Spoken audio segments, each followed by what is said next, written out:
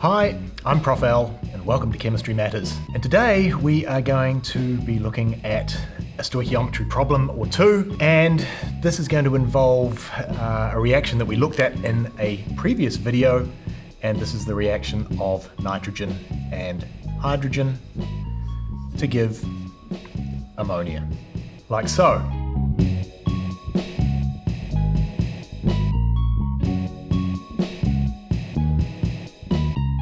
Now, we spoke about the whole mole ratio idea and the fact that the balanced chemical equation tells you the mole ratio in which reactants react to give products.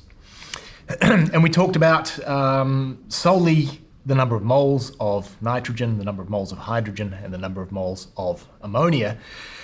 Now, in the lab, this isn't particularly convenient because what we want to talk in terms of is not necessarily amounts of substance, but actually masses of materials, because that's what we go and weigh out on our balances in order to do chemical reactions. So let's start with our balanced chemical equation again and say, right, we have got ourselves 5.00 grams of nitrogen. The question then is, what mass of hydrogen is going to be required for this to react completely? And what mass of ammonia are we going to get out of this, again, assuming that the reaction goes to completion. So this is pretty much what you might call a classic example of a stoichiometry problem. So what do? Well, being a stoichiometry problem, there are not many possibilities for the particular equation that we're going to use to solve this particular problem. If you're not quite sure where to begin, then the best thing to do is look at the data that you've been given and then try and match those data to an equation that you know. So here we've been given a mass. And you might think, okay, well, that's all of the data that we've been given in this question. All we've been given is a mass. No, you haven't. The other thing that you've also been given here is a chemical formula. You've been told that you've got 5 grams of nitrogen gas, N2. Now, what can we get? What can we work out if we've been given a chemical formula? Yes, you guessed it, you can get a molar mass, can't you? So you haven't been given one piece of data, you've actually been given 2 pieces of data here. You've been given a mass and you've been given a molar mass. And hopefully that's going to twig something with you, because there is an equation that contains both mass and molar mass, isn't there? And that equation is, remember, molar mass is mass divided by amount of substance, isn't it? Remember that really important equation that we've talked about a couple of times already. So this is the rule with stoichiometry problems.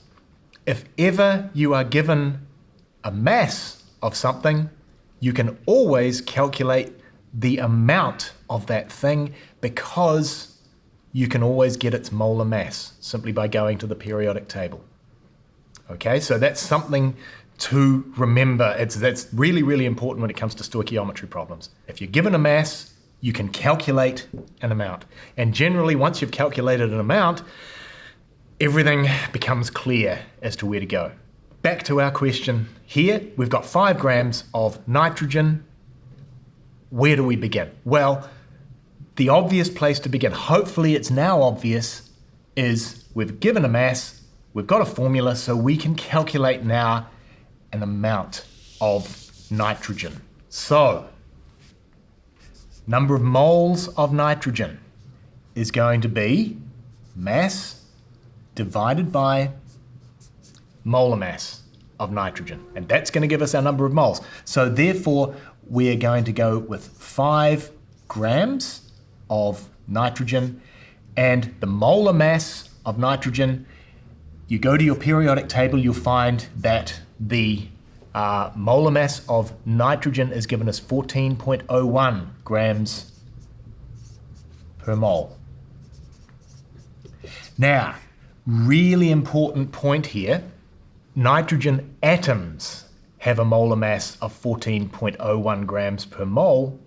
Nitrogen molecules are made up of 2 nitrogen atoms, and so therefore they are going to have a molar mass of twice that, 2 times 14.01 grams per mole, and that's going to be equal to 5.00 grams over 28.02 grams per mole, and that is going to come out at 0.178 mole.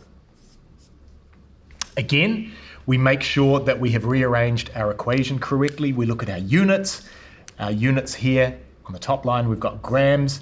That's going to cancel out with the grams on the bottom line. You end up with a mole to the minus 1 on the bottom line, which is the same as a mole. So we're all set. We've done the rearrangement of the equation correctly.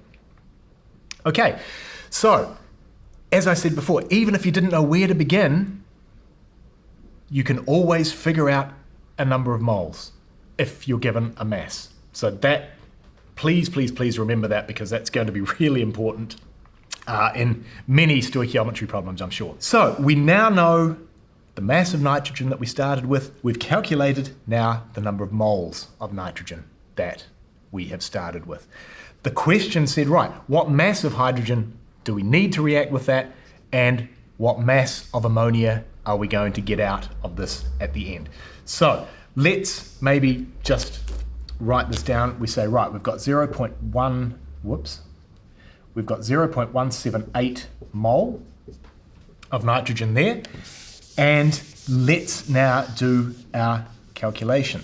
We go back to the equation that tells us about mole ratios, because we need to know now how many moles of hydrogen are going to react with this number of moles of nitrogen. So how do we do that? Remember, we can say, right, we can say that the number of moles of nitrogen divided by 1 is equal to the number of moles of hydrogen divided by 3. Remember, we're just dividing the number of moles by your stoichiometric coefficients. Okay? We want to know the number of moles of hydrogen that's going to react with this number of moles of nitrogen. So therefore, the number of moles of hydrogen, rearrange this, multiply both sides by 3, and that's going to then give us 3 times the number of moles of nitrogen. So therefore, the number of moles of hydrogen is going to be equal to 3 times 0.178 mole, and that equals 0.534 mole. So now we're looking fairly promising here. We've calculated the number of moles of nitrogen that we've got. We've calculated the number of moles of hydrogen that we are going to require to react completely with that number of moles of nitrogen. And simply now we need to calculate the number of moles of ammonia. So we do that in an entirely analogous fashion. Okay? So we, again, find out the mole ratio between these two. We say, okay, so the number of moles of nitrogen over 1 is equal to the number of moles of ammonia over 2. Therefore, the number of moles of ammonia, multiply both sides by 2. 2 times the number of moles of nitrogen. So therefore, the number of moles of ammonia is equal to 2 times 0.178, and that equals 0.356 mole. Okay, so that's all good, 0.356 mole. So we are now well on the way to solving this problem, because what we need to do in every stoichiometric problem that we've got is work in terms of amounts. So we're saying that 1 mole of nitrogen is going to react with 3 moles of hydrogen to give us 2 moles of ammonia, or same thing, same mole ratio, 0.178 moles of this is going to react with 0.534 moles of that, 3 equivalents, to give 0.356 moles of ammonia, and that's twice the number of moles of that. Right, so remember the question asked us what mass of hydrogen are we going to need to react with this, and what mass of ammonia do we get out? So, how do we do that? We now have a number of moles, and we have a molar mass, and so if we have a number of moles, and we have a molar mass, then we can get a mass, okay? Because remember, number of moles has units of mole, molar mass has units of grams per mole. That's going to give us units of grams, which is the unit of mass. So for the mass of hydrogen that we require, we are going to have 0.534 mole multiplied by the molar mass of hydrogen. Again, you look it up on the periodic table. We've got 2 atoms of hydrogen in each molecule, molar mass of 1.008 grams per mole, and that then is going to give us 1.08 grams of hydrogen. That's the mass of hydrogen that we're going to need to react completely with 5 grams of nitrogen. What about the ammonia that is formed? So again, we use the same equation. The mass is going to be the number of moles multiplied by the molar mass, and that's going to be equal to 0.356 mole multiplied by, in this case, we've got 14.01 for nitrogen, look it up on your periodic table, and 3 times 1.008 for hydrogen, grams per mole, and you multiply that out, and that comes to 6.06 grams of ammonia. And there you have it. As I said at the start, that's really a stereotypical stoichiometry problem. You start off with a mass of a particular reactant. You're asked to figure out the masses of other reactants. You're asked to figure out the mass of product. And you do that all using a single stoichiometric equation.